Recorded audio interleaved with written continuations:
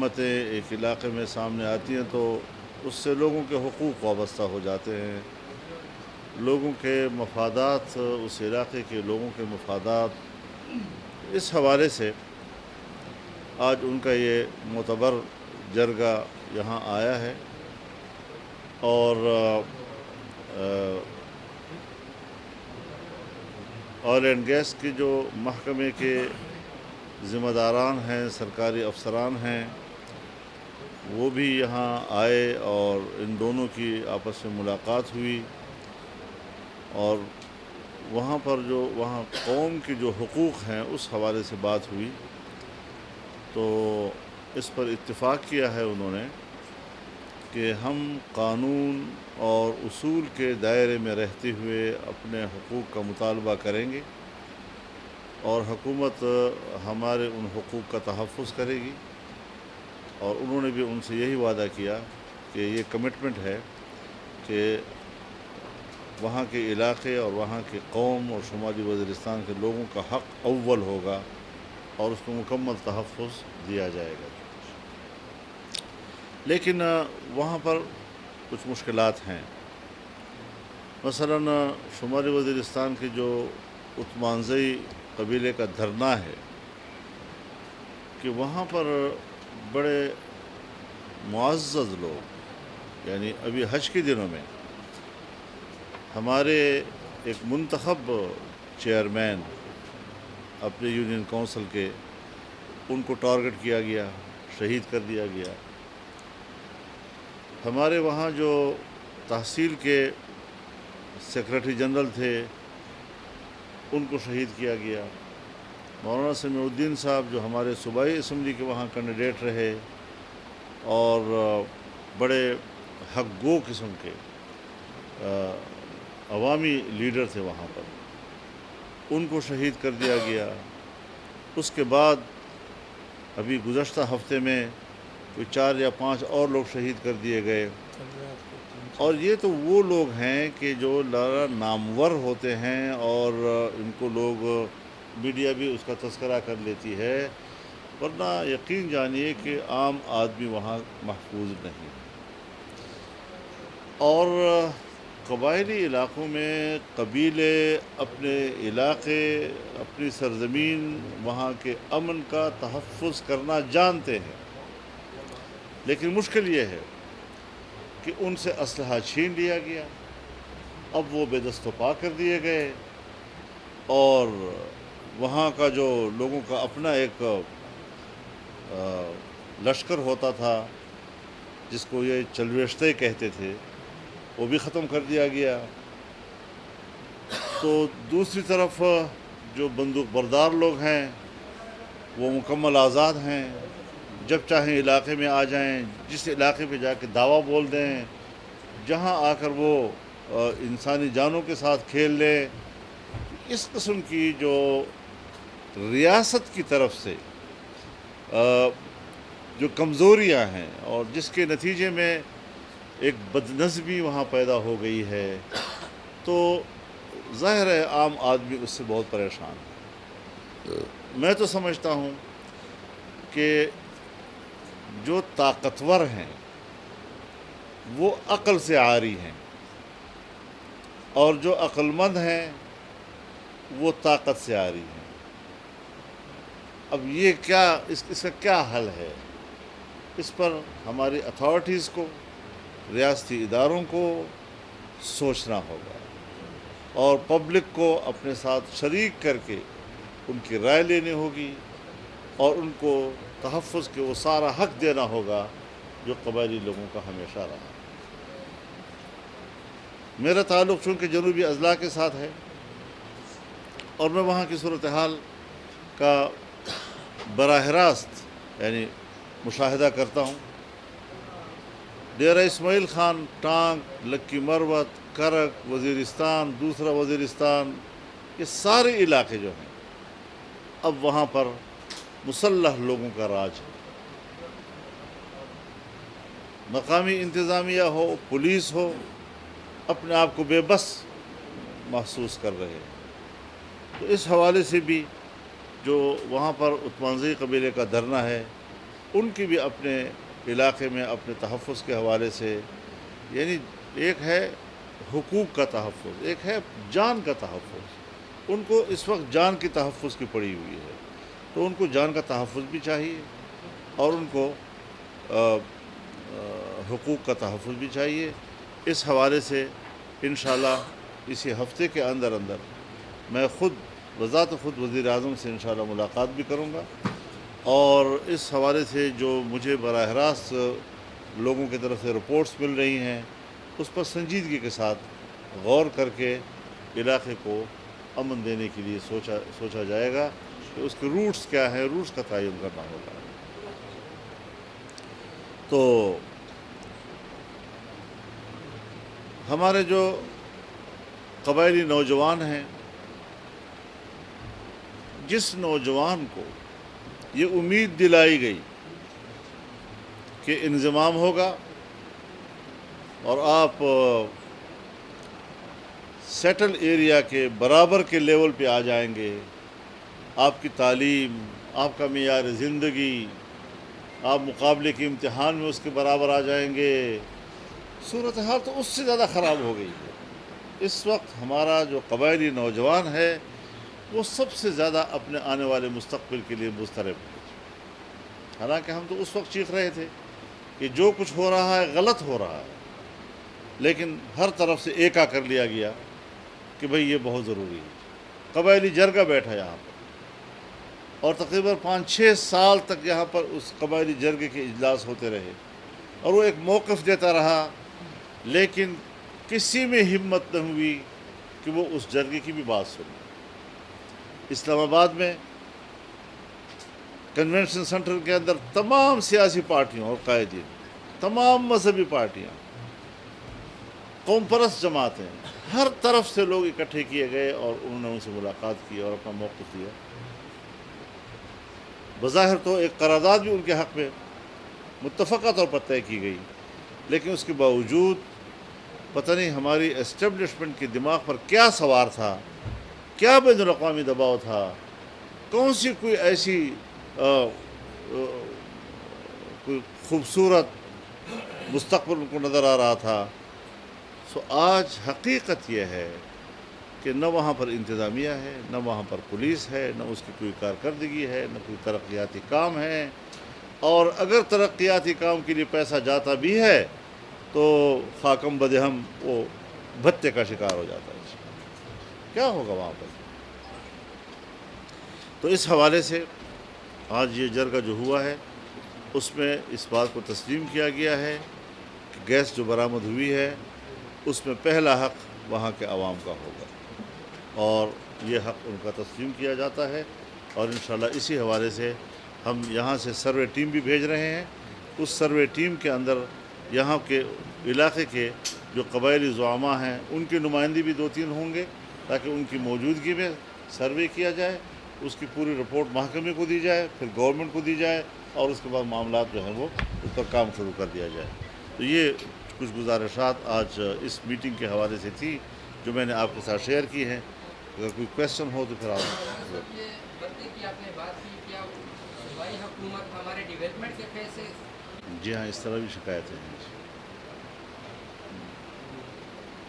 سر یہ بتائیں کہ میڈیم کے بارے میں یہ ایک تاثر ہے، اب میڈیم کے اندر سے شاید ایسی آوازیں اٹھی ہیں کہ دلی یا حکومت کی ایسا اختلاف شاید سامنے آ رہا ہے جو ابھی حالات کا سامنا کرنا پڑ رہا ہے، اس وجہ سے ایسی آوازیں آ رہی ہیں۔ دوسرا سوال یہ ہے کہ سر ایک تاثر یہ بھی ہے کہ یہ سارا میڈیم کو ٹریک اس لیے کیا گیا کہ عمران خان کو جتنے ماضی کے گناہ ان کی حکومت کی ناکامی تھی ان سے ان کو نکالا جائے اور دوبارہ سے ان کو پسند آئے۔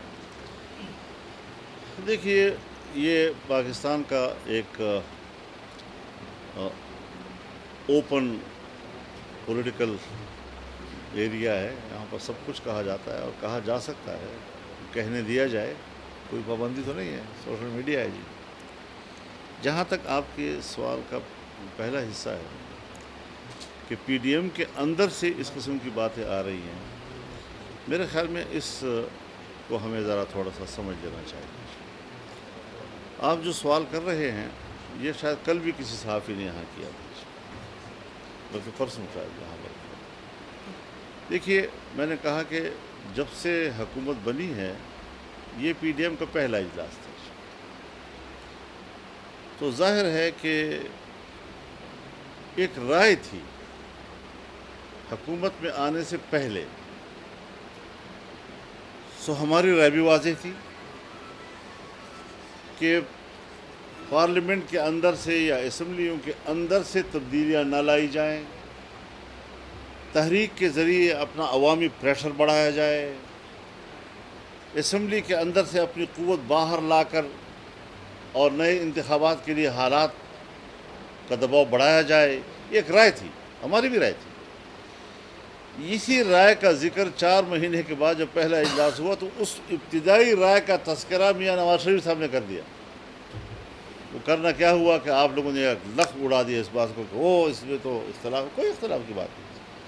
بات یہ ہے کہ جب آخری فیصلہ ہو رہا تھا، جو میں اناؤنس کر رہا تھا، تو اس آخری الفاظ کو طے کرنے بھی میاں نواز شریف صاحب زوم پر موجود تھے، اور ان کی اتفاق رائے سے وہ بیان تیار ہوا اور اس بیان کو ہم نے پبلک کے سامنے رکھا. تو اس میں کیا تھا؟ اس میں تو یہی تھا کہ حکومت ٹائم پورا کرے گی، الیکشن اپنے وقت پر ہوں گے.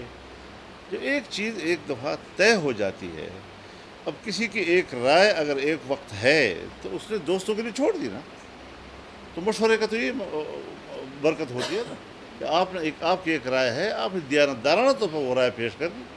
اگر دوستوں نے اس سے اتفاق نہیں کیا تو پھر جو اکثریت کی رائے ہوتی ہے وہ قبول کی جاتی ہے. تو اس قسم کی چیزوں کو اختلاف کا نام دینا، اس قسم کی چیزوں کو یہ کہہ دینا کہ یہ تو ٹریپ ہو گئے ہیں، اس قسم کی چیزوں کو یہ کہہ دینا کہ جی وہ تو اس کا بیانیہ چونکہ تباہ ہو چکا تھا، دوبارہ اس کے بیانیے کو زندہ کرنا. بابا یہ جو کچھ ہماری حکومت ہو رہا ہے یہ بھی اسی کے بیانیے کا نتیجہ ہے. کچھ تھوڑا سا ذرا اپنے عقل سے بھی کام لینا چاہیے. جس دلدل میں اس نے ہمیں پھنسایا ہے اس سے نکلنا آسان کام نہیں ہے. ایسے معاہدے کیے ہیں. میں آپ کو پی ٹی آئی کے لوگوں کے اور ذمہ دار لوگوں کے وہ انٹرویو دکھا سکتا ہوں، وہ تقریر دکھا سکتا ہوں کہ ہم نے تو ملک کو بیچ دیا ہے، ہم نے تو آئی ایم ایف کو اپنا ملک جو ہے وہ گروی رکھ کے دے دیا ہے، انگوٹھے لگا لیے ہیں ہم سے. یہ ساری باتیں ان کی ہیں اور ان کے آخری دنوں کی ہیں. اور میں یہ کہتا ہوں، یہ ان کی باتیں ہیں، میں یہ کہتا ہوں کہ اگر اس وقت ان سے حکومت نہ لی جاتی تو آج آپ کا ملک ٹکڑے ٹکڑے ہو جاتا. منصوبہ اس پہ چل رہا تھا. معاشی لحاظ سے آپ کی معیشت کے لیے ہم ایک نئی بنیادیں تلاش کر رہے تھے، پلرز تلاش کر رہے تھے کہ ہماری معیشت کے پلرز کیا ہونے چاہیے. پرانے پلرز تو امریکہ، ورلڈ بینک، وہ ساری چیزیں تھیں اور ابھی بھی ہیں، لیکن کیا آئندہ مستقبل کے لیے ہم نے اس کے لیے کوئی نئے پلر تلاش کرنے ہیں یا نہیں؟ اس کے لیے پہلا قدم جو ہمارا تھا وہ چائنا کی انویسٹمنٹ اور یہ سی پیک. سی پیک سڑک کا نام نہیں ہے، سی پیک ایک پیکج ہے جس میں سڑک بھی ہے، جس میں ریلوے لائن بھی تھی، جس کے اندر پاور سیکٹر میں بڑھوتری، بجلی کی پیداوار میں اضافہ. پھر ظاہر ہے جب بجلی کی پیداوار میں اضافہ ہوگا اور یہاں صوبہ خیبر پختونخوا میں آپ کی جو ٹرانسمیشن لائن ہے، اس ٹرانسمیشن لائن میں صرف 1700 میگا واٹ بجلی اٹھانے کی طاقت ہے. تو اگر آپ کو نئے صنعتی علاقے قائم کرنے ہیں اور اس کے ساتھ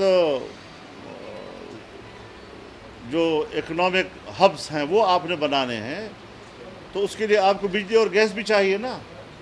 تو گیس کا منصوبہ اس کے ساتھ تھا، بجلی کا منصوبہ اس کے ساتھ تھا. اور اگر 17,000 تک آپ نے لے جانا ہے بجلی کی کھپت کو تو آپ کو ٹرانسمیشن لائن بھی تبدیل کرنی ہوگی. تو جو نئے پلرز ہم بنا رہے تھے اس پلرز کو اس حکومت نے گرا دیا ہے. اور وہ گوادر بندرگاہ کہ جو ایشیا میں دوسرے نمبر کا سب سے گہرا ترین بندرگاہ تھا، جس سے ایران بھی ڈر رہا تھا، چابہار خطرے میں پڑ گیا، بندر عباس خطرے میں پڑ گیا، دبئی خطرے میں پڑ گیا، اور یہ سب سے زیادہ کامیاب بندرگاہ ہوتا تجارتی لحاظ سے، تو اس کا بیڑا غرق کیا۔ اور کل جو ابراج گروپ کے حوالے سے خبر آئی ہے کہ کتنا پیسہ دیا گیا، اس میں جو آپ کے ابوظبی کے بادشاہوں نے پیسہ ڈالا ہے، وہ اسی لیے ڈالا ہے کہ یہ ہر قیمت پر حکومت میں آئے، سی پیک کو ڈبوئے، اور آج وہ گہرا ترین سمندر اس وقت صرف 11 فٹ کا رہ گیا ہے، ریت نے آ کر اس کو بھر دیا ہے۔ ملک کی معیشت کو تباہ و برباد کر کے رکھ دیا اس نے۔ تو ملک یہیں سے ٹوٹتی ہے نا، سوویت یونین یہیں سے ٹوٹ گیا نا۔ یہ چیزیں ہیں کہ جس کی نزاکت کو، جس کی حساسیت کو ہر آدمی کو سمجھنا چاہیے، ہر پڑھے لکھے کو سمجھنا چاہیے کہ ہم نے کس چیلنج کو قبول کیا۔ ہمیں دکھ ہے کہ ہمارے بینکوں میں جب ہم نے کھنگالا، آپ کو پتہ ہے کیا جھوٹ بولتے ہیں یہ لوگ۔ جس وقت جانے سے پہلے کہہ رہے تھے 25 ارب ڈالر ہمارا ریزرو میں پڑا ہوا ہے، جو ہی حکومت بدلی اور ہم نے پتہ لگایا تو 8 ارب تھا، 7 اور 8 ارب کے درمیان تھا۔ اب آپ کے پاس جب ڈالر کے ذخیرے کم ہو جائیں گے تو جو چیز کم ہوتی ہے اس کی قیمت بڑھتی ہے نا۔ بازار میں بھی جب کوئی چیز آپ خریدیں گے اور وہ ناپید ہو جائے، ٹماٹر ہے، آلو ہے، پیاز ہے، ناپید ہو گیا تو قیمتیں بڑھیں گی نا اس کی۔ تو اب ڈالر کی قیمت پاکستان میں بڑھ گئی ہے۔ تو اس چیز کو ہم نے کیسے کور کرنا ہے، سارا فوکس اسی پہ ہے۔ اور میں آپ کو بتا دینا چاہتا ہوں آج کی اس پریس بریفنگ سے کہ منگل اور بدھ کو فائنانس ہو، پیٹرولیم ہو، یا جتنے بھی وہ ادارے جس کا ملکی معیشت سے تعلق ہے، وہ پوری حکمران پارٹی کی جماعتوں کو بریفنگ دیں گے، اور پھر پوری حکمران جماعتیں جو ہیں وہ اس بریفنگ کو سامنے رکھتے ہوئے معیشت کے استحکام کے لیے اگلے اقدامات کا فیصلہ کریں گے۔ تو اس کے لیے ہم اپیل کرتے ہیں کہ خواہ اس کا تعلق اسٹیبلشمنٹ سے ہو، چاہے بیوروکریسی کے ساتھ ہو، چاہے ہمارے سرکاری ملازمین ہوں، چاہے عام آدمی ہو، نوجوان ہے، سب کو آج صرف ملک کے لیے سوچنا چاہیے۔ ہم نے تو جناب ایک پارٹی کو دیکھا ہے، لاکھوں کے اس کے کیا کہتے ہیں وہ فیک آئی ڈیز ہیں، اور ایک جھوٹی خبر آج لگوا دیتے ہیں اور اس کے پیچھے جو ہے فیک لائکس جو ہے وہ ڈال دیتے ہیں۔ لوگ کہتے ہیں اوہ زبردست کمال، اس کی اتنے لائکس ہیں۔ جھوٹ پر مبنی اس کا سوشل میڈیا جھوٹ، وہ خود جھوٹ، اور جھوٹ جھوٹ جھوٹ جھوٹ۔ تو ہٹلر کیا کہتا تھا کہ یا تو جھوٹ اتنا بڑا بولو کہ لوگوں کو یقین ہو کہ اتنا بڑا جھوٹ تو نہیں بولا جا سکتا، یا وہ جھوٹ اتنے تکرار کے ساتھ بولو کہ لوگ سمجھے کہ یار یہ بار بار ایک بات کر رہا ہے تو ظاہر کچھ تو ہوگا۔ تو یہ وہی جو بین الاقوامی اصول ہے جھوٹ کو دنیا سے منوانے کے لیے، اس کا ٹھیک ٹھاک سبق ہماری پی ٹی آئی نے پڑھا ہوا ہے اور لوگوں کو پڑھا رہے ہیں۔ مولانا صاحب، یہ جن منصوبوں کا آپ ذکر کر رہے ہیں، یہ تو اس طرح لگ رہا ہے کہ آپ کو 5 سے زائد سال کی ضرورت ہے۔ آپ کے پاس مختصر دورانیہ ہے، اور اس دورانیے میں جو بظاہر صورتحال ہے وہ تو گرگو ہے۔ تو آپ کے پاس مطلب کہ آپ نہیں سمجھتے کہ پی ڈی ایم جو ہے وہ بند گلی میں پھنس گئی ہے؟ معاشی حالت اتنے مختصر وقت میں سدھارنا جو ہے وہ ناممکن نظر آ رہا ہے۔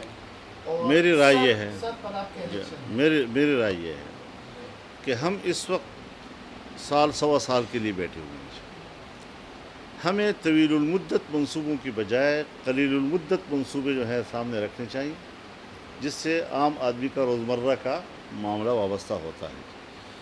تو کچھ چیزیں ایسی ہیں کہ ہمیں اگلی حکومت کا انتظار کرنا چاہیے، اور پبلک کو یہ اعتماد کرنا چاہیے کہ جن لوگوں نے ہمارے ملک کی معیشت کو ڈبویا ہے، دوبارہ ہمیں اس پر اعتماد کرنے کی ضرورت نہیں۔ میں تو اپنے ملک کے ان شہریوں، ان جوانوں سے ہمدردی کے ساتھ کہنا چاہتا ہوں، اور بڑے شرح صدر کے ساتھ کہنا چاہتا ہوں کہ پی ٹی آئی کو ووٹ دینا ملک کو تباہ کرنے میں حصہ دار بننا ہے، اور اس کا کوئی دوسرا معنی نہیں ہو سکتا۔